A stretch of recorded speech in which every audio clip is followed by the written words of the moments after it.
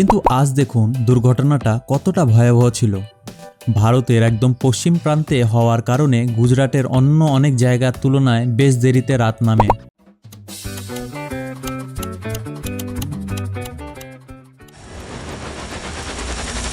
নমস্কার বন্ধুরা, পশ্চিমবঙ্গ থেকে সাইকেলের ভারত ভ্রমণের আজ 175তম দিন। আপনাদের সবাইকে স্বাগত জানাই গুজরাটের কচ্ছ জেলা থেকে। ভিডিও শুরু করার আগে কাল রাতে আমাকে আশ্রয় দেওয়ার জন্য এই ভাইকে আন্তরিক ধন্যবাদ। দেখতে পাচ্ছেন কাল রাতটা আমি এই রিসোর্টেই কাটিয়েছিলাম, আর আমার সাইকেলে তৈরি হয়ে গেছে আজকের নতুন যাত্রার জন্য। তবে আজকের দিনের শুরুটা একটু অন্যরকম হতে চলেছে, কারণ এখানে এমন একটি গাড়ি আছে যা গুজরাট আর রাজস্থানের রাস্তায় প্রায়ই দেখা যায়। ভাবলাম অনেক দিন পর একটু চালিয়েই দেখা যাক।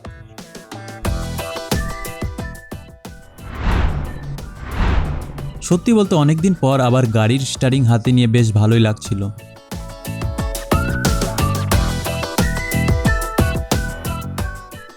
আর ওই যে সামনে দেখছেন, এটাই সেই রিসর্ট যেখানে আমি রাত কাটিয়েছিলাম।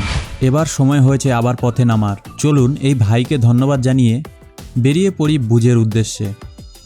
গতকালের ভিডিওতে আমি বলেছিলাম হোয়াইট রানের পথে বিশাল যানজটের মধ্যে পড়েছিলাম, তখন আপনাদেরকে দুর্ঘটনার দৃশ্য দেখাতে পারিনি। কিন্তু আজ দেখুন দুর্ঘটনাটা কতটা ভয়াবহ ছিল। একটি ওয়াগনার, এদিকে একটি অটো এবং সামনের গাড়ির সংঘর্ষে পুরো রাস্তা প্রায় বন্ধ হয়ে গিয়েছিল।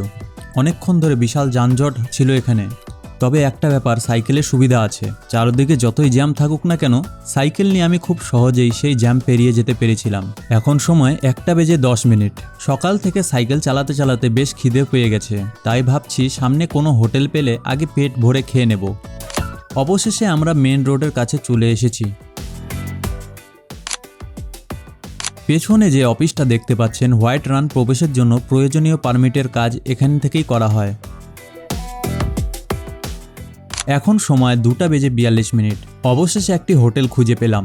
গুজরাটের এই অঞ্চলে মানুষের বসতি আর হোটেল দুটোই খুব কম। খাওয়া দাওয়া শেষ করলাম, কিন্তু এবার আরেকটা সমস্যা, সামনে একটু দাঁড়িয়ে বিশ্রাম নেওয়ার মতো কোনো জায়গায় নেই। চারদিকে শুধু মরুভূমির মতো ফাঁকা প্রান্তর আর কাঁটাযুক্ত গাছপালা। গরমে আর সাইকেল চালানো যাচ্ছিল না, তাই রাস্তা থেকে একটু নিচে নেমে এলাম। এই কাটা গাছগুলির নিচে একটু ম্যাট পেতে কিছুক্ষণ বিশ্রাম নেওয়ার সিদ্ধান্ত নিলাম। গুজরাটের এই আবহাওয়া সত্যিই অবাক করে দেয়। দিনের বেলা প্রচণ্ড গরম আর রাত নামলেই হাড় কাঁপানো ঠান্ডা। একই দিনে যেন দুই ঋতুর স্বাদ পাওয়া যায়। এদিকে সূর্যও ধীরে ধীরে পশ্চিম আকাশে ঢলে পড়েছে। দুপুরের খাবারের পর আর কোথাও দাঁড়ায়নি, কারণ আমি জানি এই এলাকায় রাত হয়ে গেলে থাকার জায়গা, খাবার, জল সবকিছুই পাওয়া কঠিন হয়ে যায়। তাই যতক্ষণ আলো আছে ততক্ষণ সাইকেল চালিয়ে যতটা সম্ভব সামনে এগিয়ে যাওয়ার চেষ্টা করছি। অন্ধকার নামার পর এই নির্জন এলাকাগুলো আরও বেশি রহস্যময় আর ভয়ঙ্কর লাগে। সন্ধ্যার দিকে একটু চা খাওয়ার জন্য দাঁড়ালাম।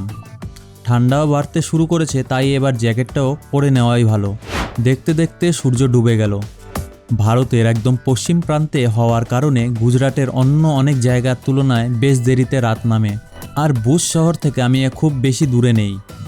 সামনের দৃশ্যগুলি সত্যিই অসাধারণ লাগছে। আর সামনে রয়েছে রুদ্রমাতার মন্দির। ইচ্ছে ছিল ভেতরে গিয়ে দর্শন করার, কিন্তু অন্ধকার হয়ে যাওয়ার জন্য আজ আর যাওয়া হলো না। হয়তো কোনো একদিন আবার এখানে ফিরে আসবো।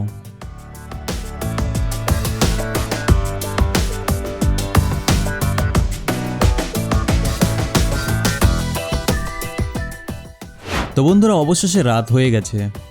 আর মজার ব্যাপার হলো, গতকাল যে পেট্রোল পাম্প থেকে যাত্রা শুরু করেছিলাম, আজ আবার সেখানেই ফিরে এসেছি। আজ রাতটা এখানেই কাটাবো। সারাদিনে প্রায় 90 কিলোমিটার সাইকেল চালালাম। মরুভূমির গরম, বিপরীত দিকের হাওয়া, নির্জন রাস্তা আর সূর্যাস্তের অসাধারণ দৃশ্য, সব মিলিয়ে আজকের দিনটা বেশ স্মরণীয়। ভিডিওটি ভালো লাগলে একটি লাইক করবেন, আর চ্যানেলে নতুন হয়ে থাকলে অবশ্যই সাবস্ক্রাইব করে পাশে থাকবেন। দেখা হবে আগামী পর্বে নতুন কোনো রাস্তা আর নতুন কোনো অভিযানে। ধন্যবাদ।